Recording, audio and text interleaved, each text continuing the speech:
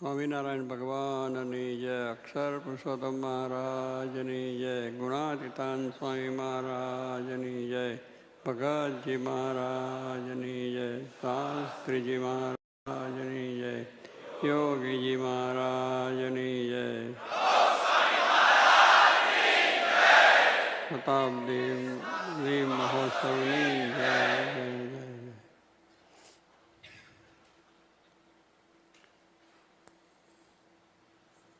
આજે સભામાં બધા યુવકો આવી ગયા છે અને ઉત્સાહ પણ બધો ઘણો દેખાય છે, આમ આનંદ આનંદ. એટલે એમના જીવમાં સત્સંગ છે, ભગવાનમાં એ જ છે, આ રુચિ છે એટલે આનંદ રહે છે. બાકી આવી ઉંમરમાં તો અત્યારે ક્યાંય પાર્ટીઓ થતી હોય ને આનંદ માનતા હોય, એને અહીં આવું ને બેહવું ગમે નહીં. આ શું કંટાળા ભર્યું વાત, આમાં આત્મબુદ્ધિ કરવી, આમાં આ કરવું ને ફલાણું કરવું, ઢીકનું કરવું, એ કેમ છે? ત્યાં જાય તો બધી આત્મબુદ્ધિ બહુ થાય, બધા ભેગા થાય એટલે એ જ વિચારમાં હોય અને એ અહીં આવે જ નહીં. આ તો પણ આ તો 2500 બધા આવ્યા યુવકો. એટલે યુવાન વસ્તુ જેવી છે ને, યુવાની ધમાલ બહુ હોય છે, જીવન ધમાલ્યું જીવન હોય. એટલે લૌકિક વિચાર, જગતના વિચાર, માયાના વિચાર, એમાં બધું આમ તેમ કરવું એવું બધું હોય છે. પણ જોગી બાપાના આશીર્વાદ થયા છે આપણા બધા ઉપર કે યુવકો મારું હૃદય છે. શું બોલ્યા છે? યુવકો મારું હૃદય છે. એટલે હૃદયની કેટલી મહત્તા છે આ બધા સમજતા હોય છે. આ શરીર આખાની અંદર આપણા હૃદયની બહુ મહત્તા છે. એ ડૉક્ટરો બધા જાણે બેઠા છે કે હૃદય છે તો આપણે ચાલે ને, જો હૃદય બંધ પડી ગયું ને, જય સ્વામિનારાયણ, હૃદય બંધ પડ્યું તો આપણે જય સ્વામિનારાયણ, કશું જ થાય નહીં પછી આપણાથી. ત્યારે જોગી મહારાજને આપણા ઉપર કેટલી દયા છે એમ કહેવાનું શું છે કે મોટા પુરુષને આપણને આ સંબંધમાં લાવી અને અક્ષરધામની પ્રાપ્તિ થાય એને સુખિયા કરવા માટેની વાત છે. તો એવો એમને પ્રેમ આપણા યુવકો ઉપર હતા. અને બધા યુવકો બેઠા છે, સંતો પણ એ બધાને એવો પ્રેમ હતો તો આજે સાધુ થયા. એટલે હૃદયની મહત્તા જો આપણે સમજીએ તો પછી એવું આપણા જીવનમાં એ થવું જોઈએ કે યોગીજી મહારાજ આપણને કહે છે કે મારું હૃદય છે, તો એ હૃદયને કેટલું સાચવવું આપણે. એટલે જોગી માનું વચન પાડવું પડે કે ના પાડવું પડે? તો હૃદય એમનું જ્યારે છે તો હૃદયને જરાય પણ તકલીફ ના થાય, કોઈ પણ મુશ્કેલી ના આવે, એવી રીતે કાયમ આપણે જાનપણું રાખીને કામ કરવું જોઈએ. એટલે ખોટું થાય નહીં, ખરાબ થાય નહીં, કોઈ ખોટા વિચાર આવે નહીં, કોઈ બીજું કાર્ય થાય નહીં. અને કથા, વાર્તા, કીર્તન, ભજન એ જ બધું આપણે થાય. કારણ કે જોગી મહારાજ જે ગમે એ કરીએ તો રાજી થાય, એમને જે ગમે એ કરીએ તો રાજી થાય. એમને કંઈ આ બધું બાલનું નાટક ચેટક તો ગમતું નથી. આપણે બધું એમને ગમે છે કે આ સત્સંગ કરો, આ યુવક મનમાં તમે આવ્યા, બહુ રાજી થતા છે અત્યારે. જેમ અક્ષરધામમાં રાજી થતા છે કે ઓહો મારા યુવકો આવ્યા. એટલો બધો રાજી પણ એમને જાય કે આ યુવકો આજે આટલા મોટા પ્રમાણમાં અને તે અમેરિકામાં રહેતા રજોગુણમાંથી અહીં આવ્યા છે તો રાજીવ. કારણ કે એમને આપણને એને પોતાના માન્યા છે. માણસ જ્યારે પોતાના મને તો કામ કેટલું છે, આપણે જે કોઈને પોતાનો માન્યો હોય તેને માટે કેટલું કરીએ. તો જોગી બાપાની એવી દ્રષ્ટિ છે કે યુવકો મારું હૃદય છે, તો એ હૃદયને આપણે જેટલી બધી આ કરવી જોઈએ અને કંઈ કશું નુકસાન ના થાય એમ આપણે જોગી બાપાના જે વચન, એમની જે આજ્ઞા છે, એમના જે આદેશો છે એ પણ આપણે બરાબર રીતે જીવનમાં દૃઢ કરવા કહીએ છીએ કે થાય. તો કહેવાનું શું છે કે જેટલી એમની આજ્ઞા, રુચિ, અભિપ્રાય આપણે સમજાય, આપણે એમની રુચિ શું છે જાણવું જોઈએ. આપણી રુચિ પ્રમાણે નહીં, બીજાની કોઈ રુચિ પ્રમાણે નહીં. આપણી સ્વામીની, મહારાજની, શાસ્ત્રીમાં, જોગીમાની, શ્રીજીમાની, ગુણાસ્વામીની મરજી શું છે, એમના શું વચન છે, વાતો છે, વચનામત છે, જીવનચરિત્ર છે, આની અંદર એમની પોતાની જે વાતોનું ચિંતન કર્યું છે એ આપણે સમજવાનું છે અને એનું પાલન કરવાનું છે. આપણને ગમે કે ના ગમે, ગમતું તો નથી પણ ગમાડવાનું છે, કારણ રાજી કરવા છે જોગીમાને, મહારાજને રાજી કરવા છે. તો આપણું મનનું ધાર્યું મૂકીને, મનની વાતને ઠેસ મારીને પણ એ કામ કરવાનું, તો આપણે કામકાજ થઈ જાય.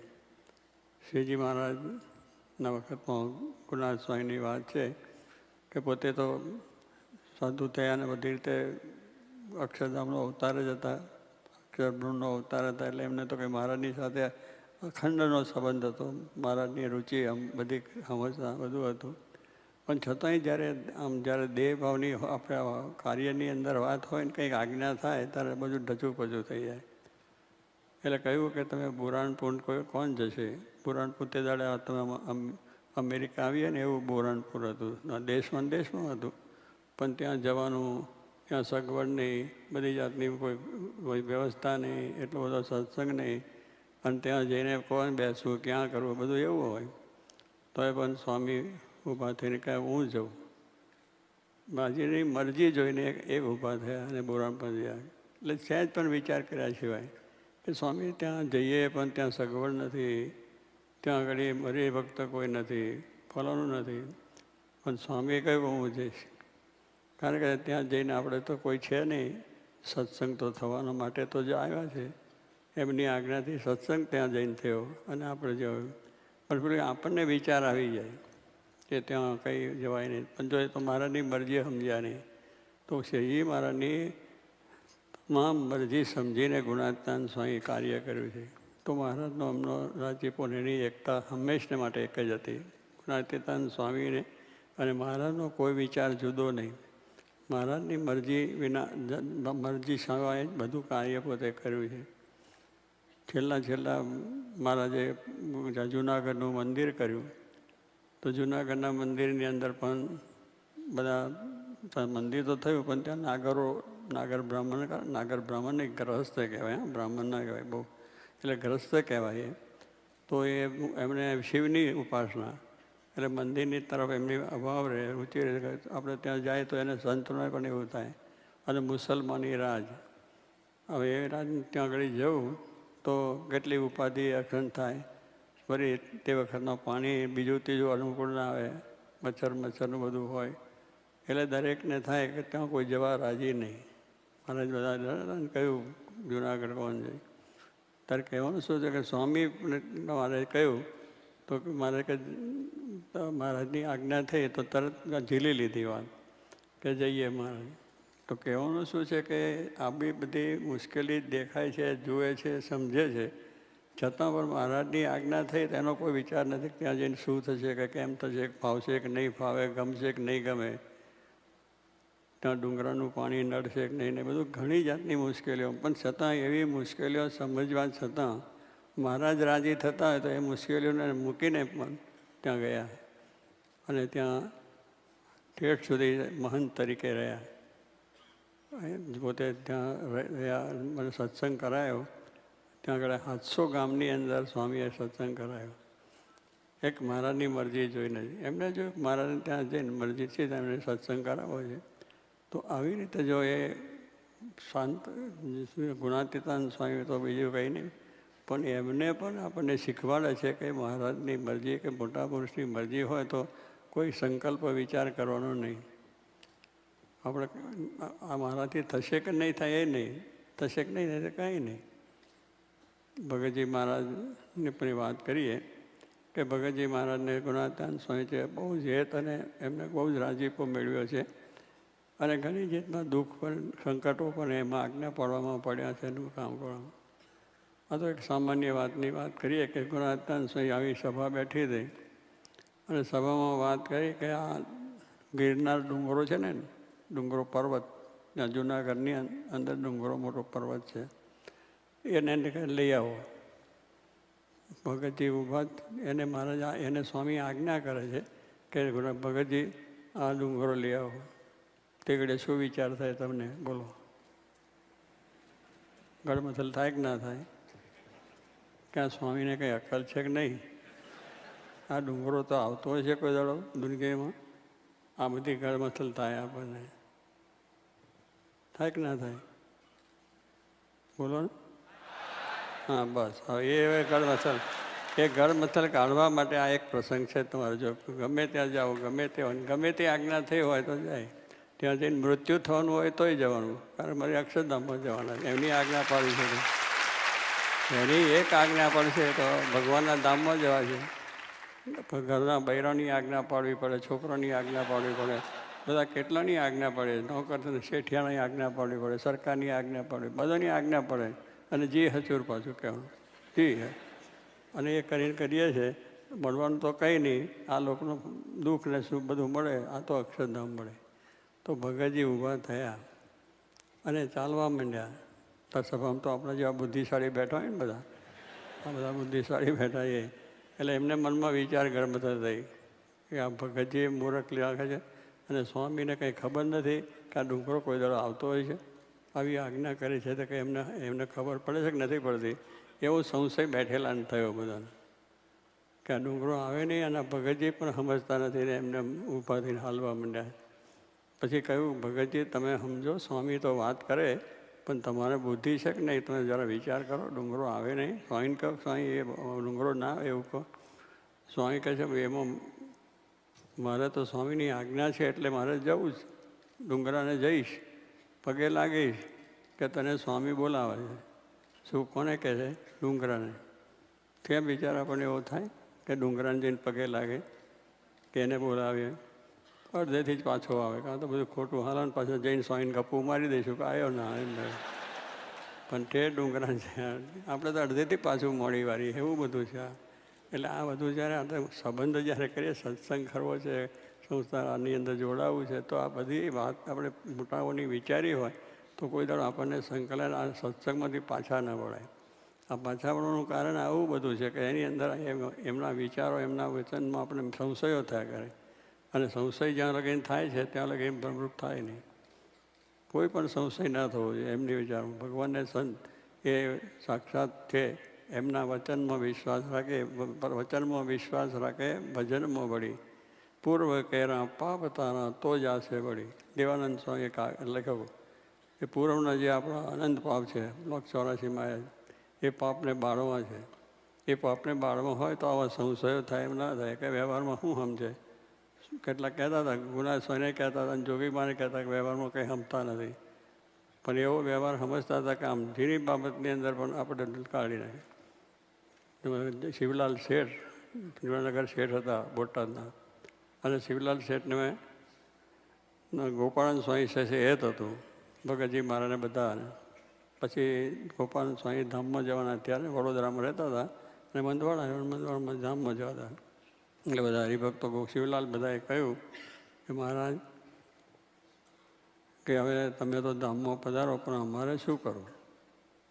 ત્યારે ગોપાળન સ્વામી શું કહે છે? ગોપાળન સ્વામી તો યોગી હતા, ટીકાદર્શી હતા. એમને કહ્યું, જો કે તારે વ્યવહાર શીખવો હોય, શિવલાલને કહે છે, તો સુંદરિયાના નામ પૂજા શેઠ હતા. એ વાણિયા હતા, વેપારી હતા.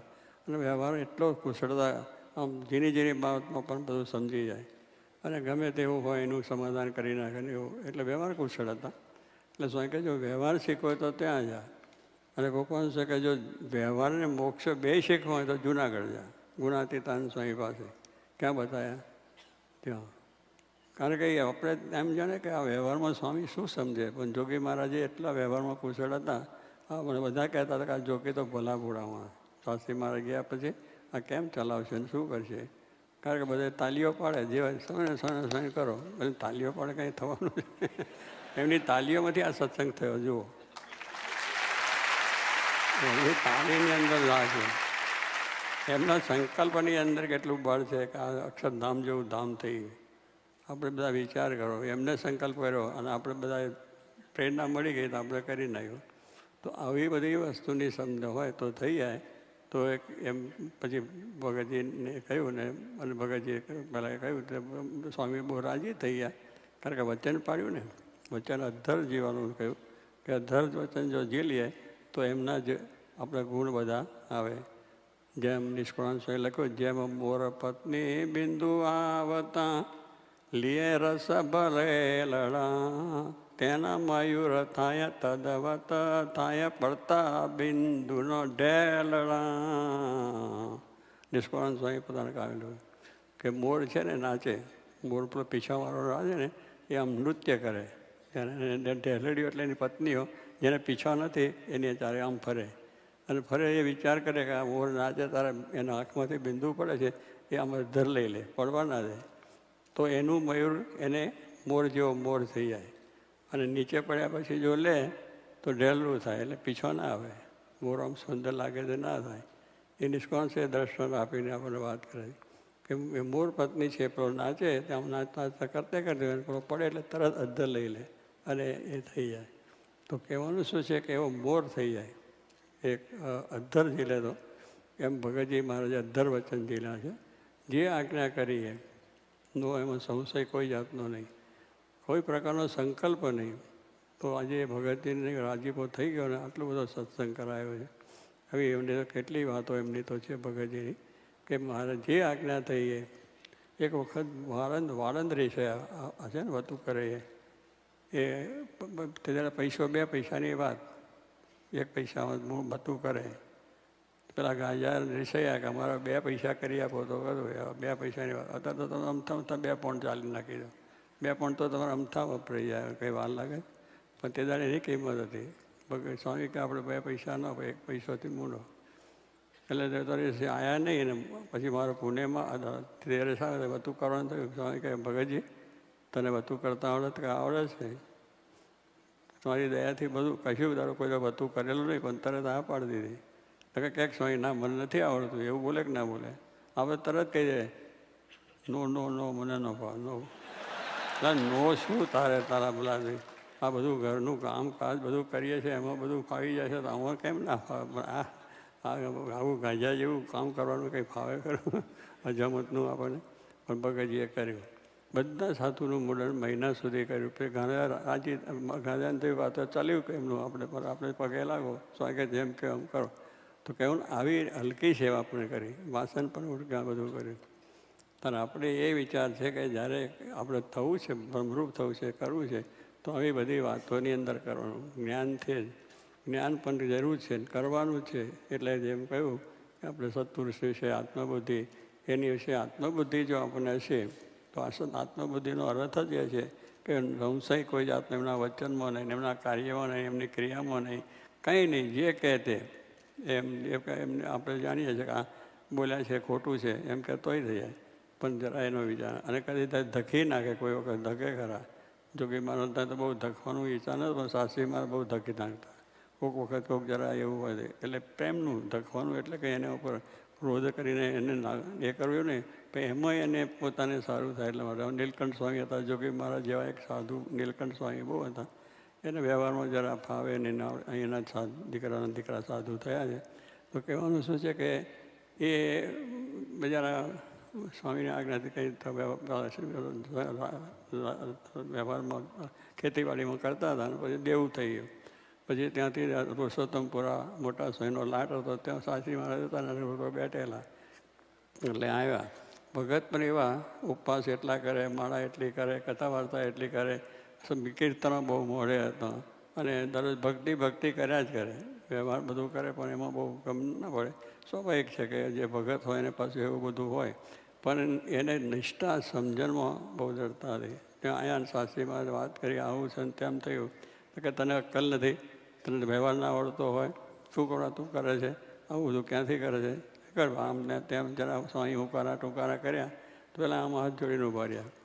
આમ હાથ જ જોડીને સ્વામી 5-10 મિનિટ સુધી બોલ કર્યું. અને જરા ઉગ્ર થઈને કહ્યું તાર ટેકડે થાય કે નહીં? આ તે મોટા પુરુષ છે, ક્રોધ કરે છે. મોટા પુરુષ કહેવાતા છે, ક્રોધ થતો હશે, એમ થાય કે ના થાય? તરત વિચાર આવે. પણ એ તો સ્વામી બોલે છે ને એના હમું જોઈને પગે જ લાગે, બીજું કંઈ જ નહીં. કે ક્રોધ થયો છે, ઉગ્ર થયા છે, આ થયા છે, કંઈ નહીં. એની વાણી બધી દિવ્ય જ. એ વાણી પણ દિવ્ય જ લાગી એને કે ભાઈ એ તો જે કહે છે સારું આપણા સારા માટે કહે. અને એ પછી બેસ્યા. પછી થોડીક વાર પછી 5-10 મિનિટ ગયા પછી સાસરી ઊભા થઈને કે મારે કીર્તન બોલવું છે. નીલકંઠ સ્વામી કહે કે બોલ કીર્તન બોલવું.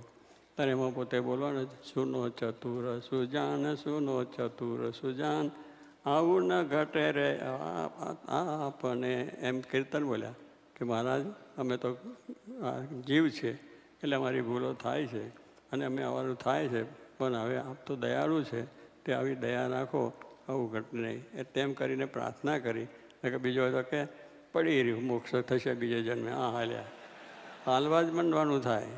આ તો એવું છે, સત્સંગમાં અભાવ આવી જાય, અરુચિ થઈ જાય, આવું બધું થાય. ગમે એટલું કહેતો હોય પણ આપણે અત્યારે જ્ઞાન કરીએ, કથા કરીએ, બધું કરીએ, પણ સમય આવે મિયા ફસકું થઈ જવાય. એટલે સત્સંગની નિષ્ઠા દ્રઢતા એટલે એક ચીર સાટે ગમે તે વાત હોય, ગમે તે નુકસાન વેઠવું પડે તોય વેઠી નાખે ને બધું જ કરી નાખે. પણ ભગવાનને સંતના વચનમાં વિશ્વાસ આત્મબુદ્ધિ હોય તો વાંધો ના આવે. તો એવી રીતે આ બધા સંતો ભક્તોએ કામ કર્યું છે. જોગી મહારાજે પણ શાસ્ત્રીમાં એમણે વાત કરીને કે જોગી બોલે એટલામાં તો કેટલા તાનમાં આવી જાય અને કેટલી રીતે પોતે શાસ્ત્રીમાને રાજી કર્યા છે. એમને જે મરજી જે રુચિ હોય એ જ, જરાય પોતાનો વિચાર નહીં, શાસ્ત્રીમાનો વિચારે જ અને એ જ પ્રમાણે બધા હરિભક્તોને કથા વાર્તા બીજું ત્રીજું કર્યું છે. તો આવી રીતે જ્યારે આપણે સત્સંગ છે, એનું નામ શું? સત્સંગ એટલે સત્પુરુષને વિશે આત્મબુદ્ધિ. અને એને વાત ભાઈ આપણે સ્વામીએ કરીને શું આનંદ સ્વામીએ પ્રથમનું ચોપન વડતાલ 11ની વાત કરી. એમને વડતાલ 11 વાંચ્યો કે સત્પુરુષને વિશે આત્મબુદ્ધિ એ આત્માના દર્શન. આત્માનું દર્શનનું સાધન શું? તમે આત્મા કરો લો, આત્મા કરે કરો. આત્મા નથી થવાતું, કંઈ ગોટાળા થાય. એમ આત્મા કરતાં કંઈક બીજું સાંભળી જાય, ફરી ત્રીજી પાર્ટી સાંભળી જાય, કંઈ જલસો સાંભળી જાય, કંઈક ફરી એકલમ ટીટલમ બીજી બધું ચાલે છે એ સાંભળે, કે કંઈ જઈને શું કહેવાય ભયબંધી કરશું, આમ કરશું, એ બધી કેટલી વાત આવી જાય આપણે. પણ એ બધું જ આમાં ચાલે નહીં. સત્સંગ આત્મબુદ્ધિ સત્પુરુષમાં હોય તો એમની મરજી છે, એમનો જે વિચાર છે એ પ્રમાણે જ આપણે સત્સંગ થાય, નિયમ ધર્મ પડે, આજ્ઞા ઉપાસના થાય, કથા વાર્તા થાય, ભજન થાય. પેલો વિચાર જ ના આવે કે એ રસ્તો જ બંધ. જો કે મારે કે રસ્તા બંધ, ડાયવર્જન આવે છે ને, ડાયવર્જન આપે કે ભાઈ આ રસ્તા બંધ છે, આમ ના જાઓ, અને એમ જાય તો પડે ખાડામાં, પણ ડાયવર્જન આપે. એમ જોગી મહારાજ કહે છે આપણને આ ડાયવર્જન છે કે આ ખોટે રસ્તે ન જવાય, ચોરી ના થાય, જૂઠું ના થાય, વ્યભિચાર ના થાય, અને આપણે આજ્ઞાને ઉપાસના ઢળ પાડી. અને સત્સંગમાં બધાનો મહિમા સમજવો. દરેક મનુષ્યો જે અહીં આવ્યા બધાનો મહિમા હોય. અહીં આવ્યા છે એ મોટો ભાગ છે, આપણે એમ સમજવું એનો. પણ એનો અવગુણ અભાવ આવા છે ને તેવા છે ને બધું કરવા છે તમારું જ હશે, એમને કંઈ થવા નથી. આપણે આવ્યા છે શું કરવા? આપણું ધોવા આવ્યા છે, આપણે આપણા અવગુણ ટાળવા આવ્યા.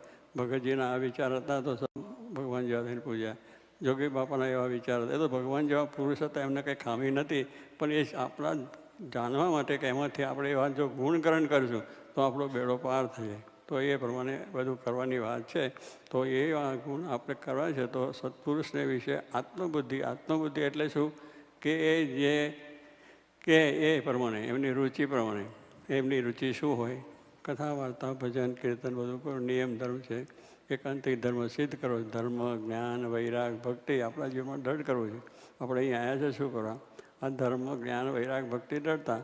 અને એ બધા સત્પુરુષના જે વચન છે આપણે પણ, એટલે સત્પુરુષને વિશે આત્મબુદ્ધિ કહેવાય કે એમની મરજી પ્રમાણે એ કે પ્રમાણે થાય એ મરજી. તો એ આત્મબુદ્ધિ કહેવાય. તો એવી આત્મબુદ્ધિ કરીએ તો આત્માના દર્શન થયા કહેવાય. આપણો આત્મા કોણ છે? સત્પુરુષ.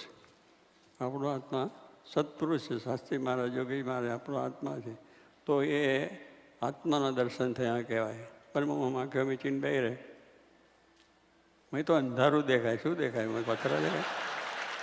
ત્યારે આત્મદર્શન કરતાં તો બધા કેટલાય તપ કરીને હુકાઈ ગયા, લાકડા જેવા થયા, મસાનમાં જતા રહ્યા. આ તો એક આપણો સિદ્ધાંત સમજવાનો છે કે આ બધું ને પછી આ બધું જૂઠું છે ને બનાવટ છે ને એવું કરે. પણ તમે સત્પુરુષને વિશે જો બરાબર તમારી પ્રીતિ હશે તો બધું તમને સવરું પડે છે, પેલું અવરું પડે. તો કહેવાનું છે કે એટલે આત્માના દર્શન કરવા હોય તો તપ કરો, વ્રત કરો, દાન કરો, પુણ્ય કરો, ઘણા બધા યજ્ઞો કરો, પણ એમાં નહીં દેખાય. એક જ છે કે એવા સત્પુરુષ મળે એની વિશે દ્રઢ પ્રીતિ કહેવાની. એટલે એનો આત્મબુદ્ધિ કે આ મારો આત્મા, આ જ મારો આત્મા છે. મારો આત્મા હું આંખો મૂકીને દેખાશે નહીં. આ કહ્યું એ શાસ્ત્રોમાં એ છે. બીજું કે સત્પુરુષને એનો મહિમા સમજવાનું પણ એ જ સાધન છે. શું? આત્મબુદ્ધિ. એમનો મહિમા સમજવો હોય તો પણ એ જ છે આત્મદર્શિ. આત્મદર્શિ જો તમને થઈ તો બધું તમને દિવ્ય જ લાગશે. આ બધું દિવ્ય લાગશે. આ બધું જે લાગશે આમાં કદાચ આગું પાછું થતું છે પણ બધા દિવ્ય છે. જોગી મારને બધા દિવ્ય દેખાતા, મુક્ત છે બધા. લ્યો અને આપણે થાય આવો આવો છે, આવો છે, આવો આમ કર્યું તેમ. અરે વદનભાઈ, આપણું ઘરમાં કેટલું પડ્યું છે, અહીંથી કાઢવાનું એ કાઢવાનું. એ માટે તો આપણે આવ્યા છે. પણ જોગી મહારાજ એમ કહેતા કે બધા મુક્તો છે. તો જે કહેવાનું છે એમની દ્રષ્ટિ એ હતી. એટલે જોગી મહારાજ વિશે આત્મબુદ્ધિ એ આપણે કહ્યું ને પ્રીતિ, એ આત્માનું દર્શન છે. મહિમા સમજવો, એમનો મહિમા સમજવો તો એ છે કે બરાબર મહિમા સમજવા શું કે એમનો મહિમા સમજવો છે. મહિમા એટલો કે એમનો આત્મબુદ્ધિ કરો, બસ એક જ છે. એમનો આત્મબુદ્ધિ છે કે એ કરે એ બરાબર છે, કે એ બરાબર છે. એ જે કંઈ કરે છે એમાં સાચું છે, એમાં જૂઠું નથી, કંઈ નથી.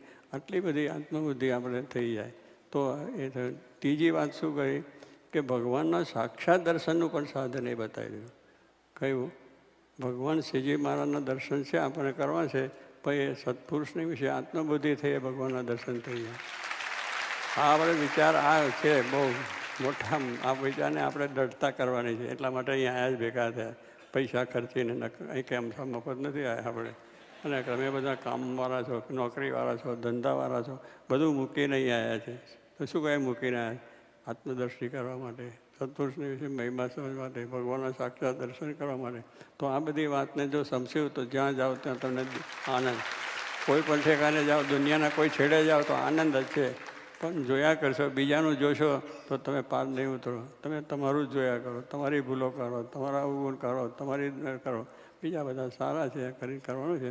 તો કહેવાનું શું કે આવી રીતે મોટા પુરુષને વિશે આપણે આત્મબુદ્ધિ કરીએ તો આપણું કામ થઈ જાય છે. અને એ પ્રમાણે આપણે કરવા માટે આવ્યા છે તો કરવાનું છે. એ શાસ્ત્રી મહારાજ એક વખત હું ત્યાં દરવાજો, અમારે સારંગપુરનો દરવાજો થતો હતો. તો દરવાજો થતો હતો એને 16 ફૂટનો પહોળો રાખવાનો હતો. એટલે હું ને અર્જુન કાકા આપણે હતા, એક કંટ્રાટી હતા ને. એટલે એમને કહ્યું કે આપણે આ નાનું ગામ છે ને, 24 ફૂટનો શું આ કરો, 16 ફૂટનો કરો. એટલે અમે પછી ત્યાં સટલા દરા શાસ્ત્રીમાં ત્યાં હતા, 2 જણા ગયા. ત્યાં ગયા અને પછી સ્વામી ત્યાં ખાટલા પર બેઠા વાત કરી, દંડવત કર્યા, પગે લાગ્યા, જ્યાં સમાચાર પૂછ્યા, દરવાજાનું કેમ ચાલે છે. અમે કહ્યું ચાલે છે, કામ સારું ચાલે છે. પણ અમે પૂછવા આવ્યા છે આપને કે આપણે 16 ફૂટનો કરીએ તો સારું. ગામ નાનું છે, ત્યાં કોઈ બહુ 1000-1500 ગામ, 1200 ગામ, 200 માણસનું કામ છે. તો નાનો કરીએ તો વાંધો નહીં, કોઈ બધું હજુ આવતા નથી કોઈ. તો શાસ્ત્રી મહારાજ બોલ્યા નહીં, તેગડે બોલ્યા નહીં. મોટા પુરુષની રીત બહુ અલગ હોય. આપણે તેગડે કહી નાખે શું છે, જાગ નથી કરવાનું, આમ કરી નાખે. પણ પછી સાંભળીને પછી મને પછી થોડીક વાર થઈને પછી મને કહે ભક્ત ચિંતામણી લાય. હું ભક્ત ચિંતામણી લાવ્યો. અને ભક્ત ચિંતામણીનું 84 વખત હે 86 8 એટલે આ પછી એ તો બધા સમજતા હોય ને 86 આવે એટલે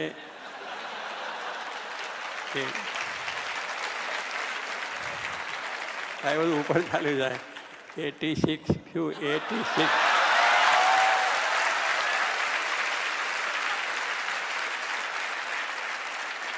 એટલે 86માં એને કહે એટલે વાંચતું ને એની અંદર વાત આવે છે ને ગયો કે આ દેવો છે, ઇન્દ્ર છે, ચંદ્ર છે, આ દેવો બધા જે થયા છે, પવન છે, આ છે, બધા ભગવાનની આજ્ઞા પાડે છે.